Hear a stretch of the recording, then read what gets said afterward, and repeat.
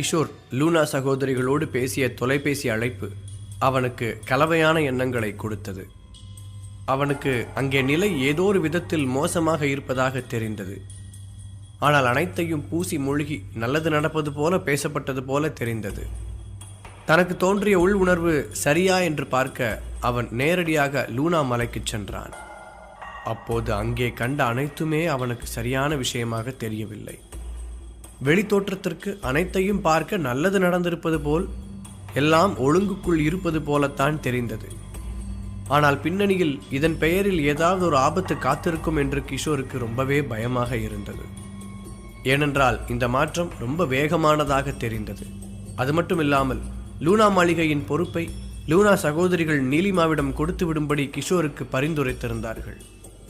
இது கிஷோரை மேலும் கோபத்துக்கு ஆளாக்கியது.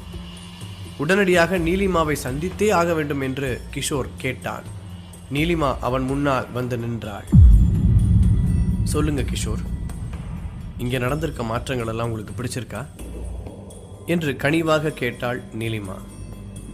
நீ யார் என்னன்ற விஷயத்த கொஞ்சம் விலாவரியா சொல்லு. இவங்க ஏற்கனவே உன்னை பற்றி சொன்ன பல விஷயங்களை நான் ரொம்ப முயற்சி பண்ணிட்டு இருக்கேன்.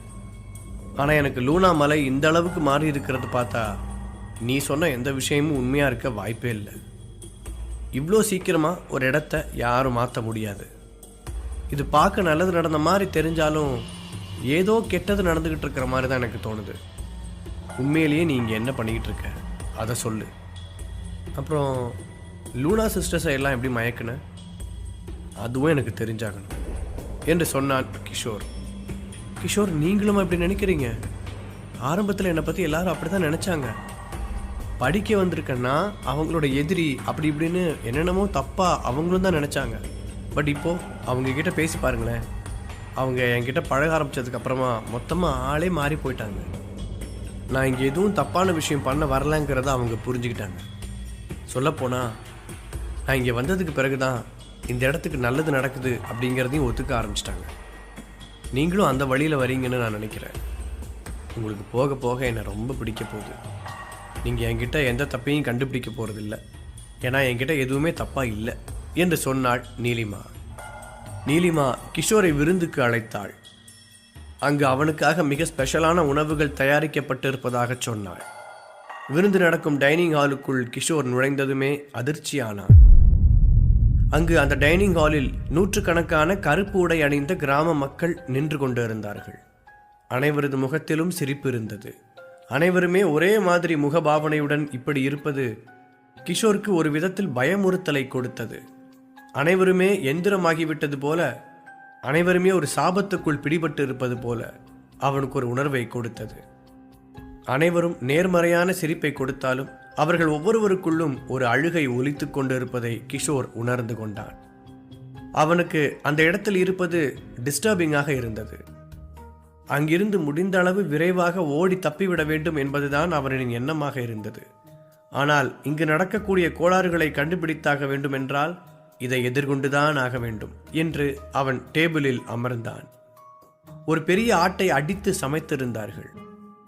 அது செம்மையாக சமைக்கப்பட்டு டேபிளின் மத்தியில் வைக்கப்பட்டு இருந்தது. என்னதான் சாப்பிட உணவுகள் எல்லாம் மிக நன்றாக இருந்தாலும் கிஷோருக்கு அதில் பங்கேற்கவே கொஞ்சம் வித்தியாசமாக இருந்தது. அவன் பொறுத்து கொண்டு எப்படியோ சாப்பிட்டான். உணவில் சுவைக்கு எதுவும் குறை இருக்கவில்லை. உணவையும் பாராட்டினான். அதற்கு பிறகு நீலிமா அனைவரையும் தியான வகுப்பறைக்கு கொண்டு சென்றாள். கிராமவாசிகள் அனைவருமே அவளுக்கு மிகவும் கீழ்ப்படிதலோடு நடந்து கொண்டார்கள். அனைவரும் ஒரு இராணுவத்தினரை போல ஒழுங்கோடு தங்களுடைய பயிற்சிகளை எல்லாம் மேற்கொண்டார்கள். கிஷோருக்கு சற்று உறுத்தலாக இருந்தது. அது மட்டுமில்லாமல் அடுத்ததாக லைப்ரரிக்கும் சோதனை கூடத்திற்கும் கொண்டு போய் காட்டினார்கள். கிஷோருக்கு உண்மையிலேயே வியப்பாக இருந்தது. நிறைய பேர் ஆர்வப்பட்டு பழைய சுவடிகளை படித்து கொண்டிருந்தார்கள். அது மட்டுமில்லாமல் மூலிகைகளை பற்றி அவர்களுக்கு அதிக ஆர்வம் வந்திருந்தது. அவர்கள் இன்னும் புது புது விதமான மூலிகைகளை உருவாக்குவதில் ரொம்ப மும்முரமாக இருந்தார்கள். கூடவே சொந்த மூலிகை மருந்துகள் தயாரிப்புகளிலும் அவர்கள் ஆர்வம் காட்டி வந்தார்கள். கிஷோர் இந்த அனைத்து சந்திப்புகளும் முடிந்த பிறகு மீண்டும் நீலிமாவோடும் சகோதரிகளுடனும் உட்கார்ந்து பேசினான். நீலிமா, நீங்க வந்து பண்ணியிருக்கிறது ரொம்ப பெரிய விஷயம்தான். நான் இல்லைன்னு சொல்லலை, சொல்ல மாட்டேன். நீ எப்படி இவ்வளோ பெரிய சென்சேஷன் ஆன? இதெல்லாம் எனக்கு உண்மையிலேயே நம்ப முடியல. நீ இங்கே இல்லாமல் நியாயமாக சிட்டியில் இருந்து அங்கே வந்து ஒரு பெரிய குரூப் ஆஃப் பீப்புளை உங்களுக்கு கீழே கொண்டு வந்திருக்கலாம். எனக்கு அது பெரிய வியப்போ அதிர்ச்சியோ கொடுத்துருக்காது. ஆனால் நீங்கள் இங்கே ரொம்ப சீக்ரெட்டாக இருக்கிற ஒரு சொசைட்டிக்குள்ளே வந்து இதை மொத்தமாக இன்ஃப்ளூயன்ஸ் பண்ணும்போது எனக்கு கொஞ்சம் இதில் நெருடலாக இருக்குது. அதனால தான் என்னதான் லூனா சகோதரிகள் என்னை வற்புறுத்தினாலும் உங்களை உடனடியாக இந்த இடத்துடைய தலைவராக ஆக்க நான் மறுக்கிறேன் என்று சொன்னான். நீலிமாவுக்கு கவலையாக இருந்தது. இல்லை கிஷோர், எனக்கு நல்லாவே புரியுது. நீங்கள் என்னை தலைவி ஆக்குங்கன்னு கூட நான் கேட்கலையே. அதெல்லாம் இவங்களோட விருப்பம்தான். பரவாயில்ல, அதெல்லாம் எனக்கு ஒரு கஷ்டமும் இல்லை. நான் தலைவி ஆனாலும் ஆகாட்டியும் என்னுடைய கடமையை நான் செய்ய தான் போகிறேன். இந்த மக்களுக்கு இன்னுமே நான் நிறைய நல்ல விஷயங்களை கொடுப்பேன். நீங்கள் அதை பற்றி எதுவும் கவலைப்பட வேண்டாம் என்று சொன்னாள் நீலிமா. ஆனால் கிஷோரின் இந்த முடிவை கேட்டு ரொம்பவே வருத்தப்பட்டது லூனா சகோதரிகள் தான். அவர்கள் முகம் சோர்வே வடிவாக இருந்தது. இல்லை இல்லை, என்னோட முடிவை நான் இன்னும் முழுசாக சொல்லலை நீலிமா. அதாவது நீங்கள் ஏதோ நல்லது பண்ணுற மாதிரி தான் எனக்கு வெளி தோற்றத்துக்கு தெரியுது. பட் இது சரியில்லை. இது ஒரு கிராஜுவலான growth மாதிரி எனக்கு தெரியல. திடீர்னு ஒரு கெமிக்கல் உரத்தை போட்டு அடுத்த நாளே 10 பூ பூத்த மாதிரி ஒரு மாற்றமாக இருக்குது. இது எனக்கு இதில் உடன்பாடு இல்லை. இது நேர்மையாக எப்படி நடந்ததுன்னு கூட எனக்கு புரியல. நானும் பலவிதமான சூழ்நிலை இருந்திருக்கேன். பல பேரை இன்ஸ்பயர் பண்ணியிருக்கேன். என்ன பல பேர் இன்ஸ்பயர் பண்ணியிருக்காங்க. ஆனால் எதுவுமே டக்குன்னு நடந்ததில்லை. எதுவுமே மேஜிக் இல்லை. மேஜிக் கூட கடின உழைப்பு தான். பட் இது எங்களுக்கு கற்பனைக்கு கூட எட்டாத ஒரு விஷயமா இருக்குது. இந்த ஊரே ஒரு இராணுவ தளம் மாதிரி மாறிக்கிட்டு இருக்கிறதா எனக்கு ஒரு எண்ணம் வருது. இது ஒழுங்கானதல்ல. இது ஒரு பேட் இன்ஃப்ளூயன்ஸாக தான் நான் பார்க்குறேன். நீங்கள் நல்லதை கருதி பண்ணினாலும் எதிர்காலத்தோடு ஒப்பிட்டு இதை நான் சிந்திச்சு பார்க்கும்போது ரொம்ப ரொம்ப தப்பான வழிமுறைகளில் போகிற மாதிரி இருக்குது. சராசரி மக்களை ஏதோ ஒரு இராணுவத்தில் சேர்க்கறதுக்கு உண்டான பயிற்சிகளில் ஈடுபடுத்துகிற மாதிரி எனக்கு தோணுது. நீங்கள் எல்லா இடத்தையும் காட்டுனீங்க, ஆனால் எனக்கு இந்த தற்காப்பு பயிற்சியை மட்டும் காட்டலை. ஆனால் நான் ஜன்னல் வழியாக பார்த்தேன். முன்னை விட அதிகமான மக்கள் வந்து சண்டையில் கவனம் செலுத்துகிறாங்க. இந்த கிராமத்தை சேர்ந்த எல்லாருமே சண்டையை கற்றுக்க வேண்டிய கட்டாயமே இல்லை. ஏன்னா அவங்கள பாதுகாக்க தான் லூனா சகோதரிகள் இருக்காங்களே. சிலர் அவங்களுக்கு கீழே இருக்கிற ஆட்களும் இருக்காங்க. அவங்களுக்கும் கொஞ்சம் சண்டை பயிற்சி இருக்குது. அந்த அளவு தற்காப்பை வச்சுக்கிட்டு இந்த ஊரையே காப்பாற்றிடலாம். அது மட்டும் இல்லாமல் ஏதாவது பிரச்சனை வந்ததுன்னா நான் தாராளமாக அந்த களத்தில் இறங்குவேன். எல்லா பிரச்சனைகளையும் முடிச்சு வச்சிடலாம். எல்லா நம்பிக்கையின் பேரில் தான் இங்கே நடந்துக்கிட்டு இருக்கு. ஆனால் நீங்கள் ஏதோ உள்நோக்கம் வச்சுக்கிட்டு மக்களை எதுக்கோ தயார் பண்ணுற மாதிரி இருக்குது. நீங்கள் சாதாரண மக்களை ஏதோ ஒரு அழிவு சக்தியாக உருவாக்குற மாதிரி தெரியுது. அவங்கக்கிட்ட அளவுக்கு அதிகமான வீரத்தையும் பயத்தையும் நீங்கள் விதைச்சிட்டு இருக்கிற மாதிரியே எனக்கு தோணுது. எனக்கு கொஞ்சமும் சரியாக படலை. நீங்கள் இதை நிறுத்தி ஆகணும். நிறுத்துறது மட்டும் எனக்கு பத்தாது. எனக்கு நீங்கள் முடிஞ்ச அளவு சீக்கிரமாக இந்த லூனா மலையை விட்டு காலி பண்ணி போகிறது ரொம்ப அவசியமாக இருக்குது. ஏன்னா இது எதுவுமே சரியில்லை. நீங்கள் பேசுகிற பேச்சு ரொம்ப கனிவாக இருந்தாலும் ஒரு விஷத்தோட டேஸ்ட்டு தான் எப்போவுமே உணர்ந்துக்கிட்டு இருக்கேன். நீங்கள் என்கிட்ட எவ்வளோ நடித்து என்னை ஏமாற்ற பார்த்தாலும் நான் அவ்வளோ ஈஸியாக ஏமாறக்கூடிய ஆள் இல்லை. ஏன்னா நான் பல அனுபவங்கள்லேருந்து வந்திருக்கேன். ஒழுங்கு மரியாதையாக இங்கேருந்து உங்கள் உயிரை காப்பாற்றிட்டு தப்பிச்சு போயிடுங்க நீலிமா என்று சொன்னான் கிஷோர்.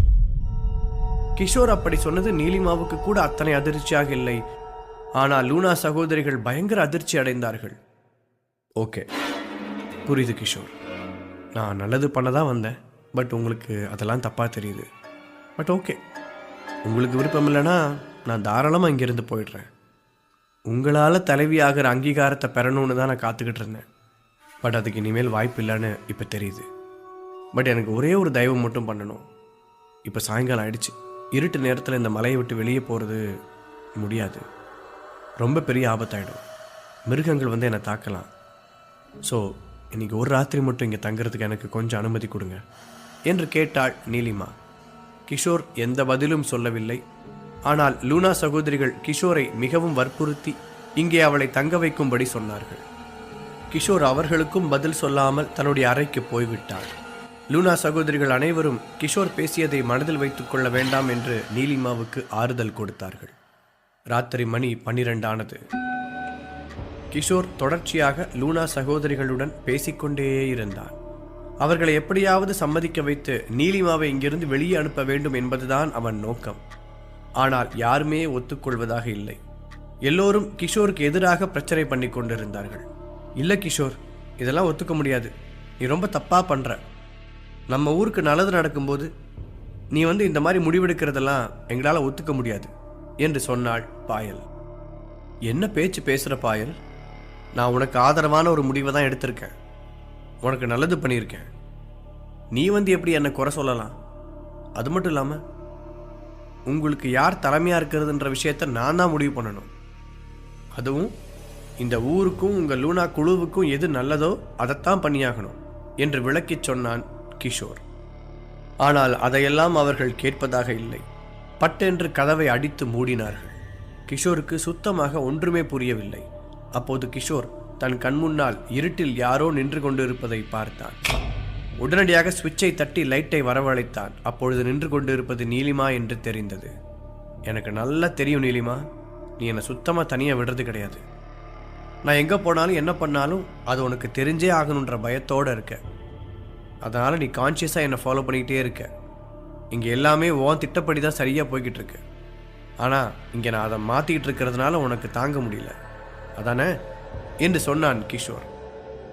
அதுதான் எனக்கும் ரொம்பவே வியப்பாக இருக்குது. நான் இங்கே இவ்வளோ நாள் இருந்தும் நூற்றுக்கணக்கான பேர் மத்தியில் பழகியும் என்னை யாருமே கண்டுபிடிக்கல. ஆனால் நீ ஒருத்த மட்டும் என்னை கரெக்டாக கண்டுபிடிச்சிருக்கேன்னா எனக்கு வியப்பாக தான் இருக்குது. எப்படி உன்னால் இதெல்லாம் பண்ண முடியுது? அது மட்டும் இல்லாமல் நியாயமாக இந்நேரம் நீ என்னோட வசியத்துக்குள்ளே இருக்கணும்.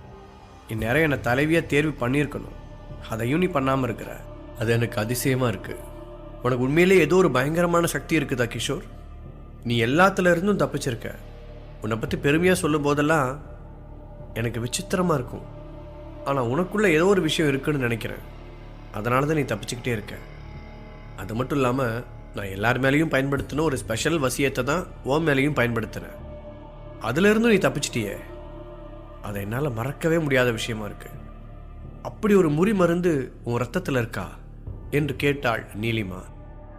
ஒரு வழியாக உண்மை சொல்கிறதுன்னு முடிவு பண்ணிட்டல்ல, இப்போ சொல்லு, யார் நீ? எதுக்காக இதெல்லாம் பண்ணிகிட்டு இருக்க என்று கேட்டான் கிஷோர்.